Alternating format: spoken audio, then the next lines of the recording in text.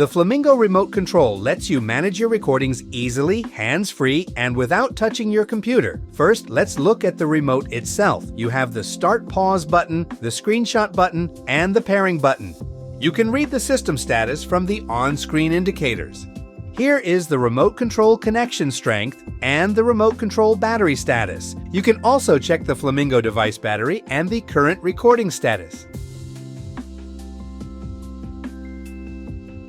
To wake up the remote, give a short press on the pairing button. On the screen, you will see the text "Ready." To pair, press and hold the pairing button for 3 seconds until the text on screen changes from "Ready" to "Pairing." Then open Flamingo app and go to Settings. Choose Remote Control and click Pair. To perform a hard reset and force the remote to forget its connection, press and hold the pairing button for 7 seconds. Now let's talk about the features of the remote control. Press the Start Pause button to start or pause your recording.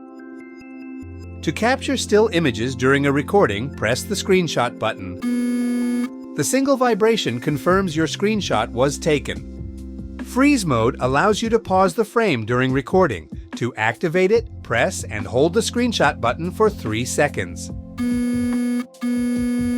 The remote will vibrate twice.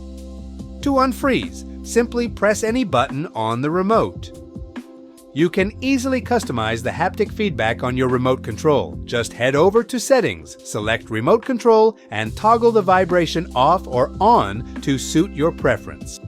Videos can be saved without touching the computer. A long press on the Start Pause button activates the save option. A pop-up window will appear in the Flamingo app. An 8-second timer begins. If no action is taken within this period, the recording will be automatically saved under a default name. You still can rename the recording later. To resume the recording process, press the Start Pause button again.